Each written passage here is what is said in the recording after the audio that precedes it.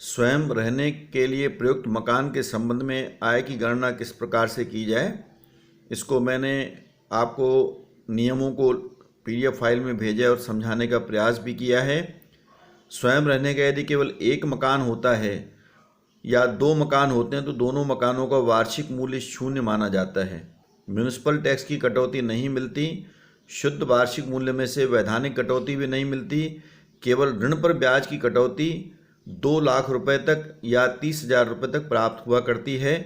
30,000 1499 के पहले लिया गया ऋण, और यदि ऋण 31/3/99 के बाद दिया गया है तो 2 लाख रुपए तक कटौती मिलती है मकान खरीदने और बनवाने के संबंध में। एक एग्जाम्पल थोड़ा समझने का और प्रयास करेंगे।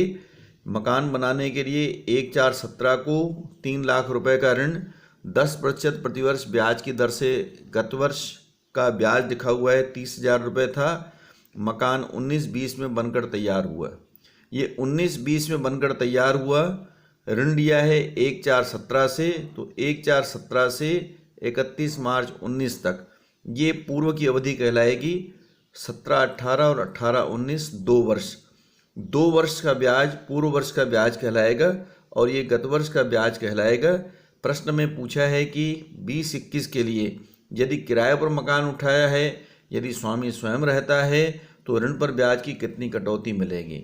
ध्यान देंगे, यदि स्वयं रहता है तो ये देखिए 30,000 रुपये गत वर्ष का ब्याज हो जाएगा और गत वर्ष के पूर्व के निर्माण पूर्व के 2 वर्षों का ब्याज जो है ये हो जाएगा 60,000। 60,000 का 1/5, ये 5 किस्तों में कटौती मिला करती है 12,000 रुपये, टोटल 42,000 रुपये।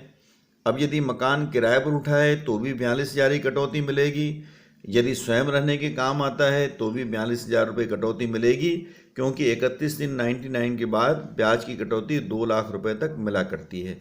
ये आपका एक प्रश्न स्वयं रहने के मकान के संबंध में ऋण पर ब्याज की कटौती से संबंधित है। एक और एग्जाम्पल नंबर 12 को देखेंगे।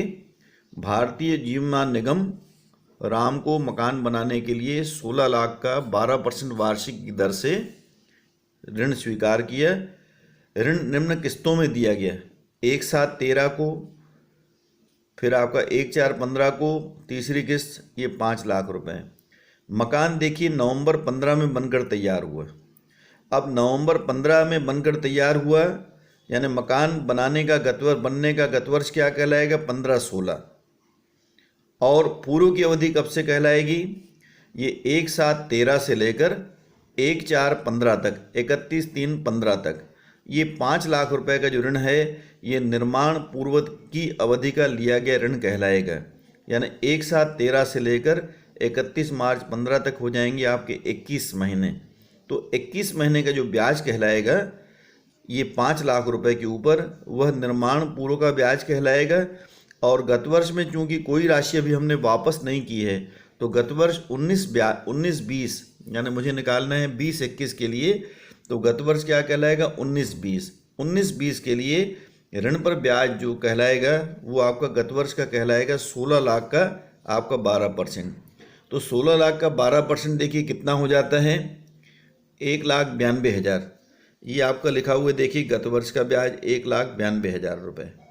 लेकिन निर्माण पूर्व का ब्याज जो 21 महीने का आएगा वो आपका हो जाएगा 1,05,000। कैलकुलेट करेंगे 5 लाख का आपका 12% 60,000 हो जाएंगे, 21 महीने का हो जाएगा 1,05,000 रुपये। आप कैलकुलेट करके देख लेंगे।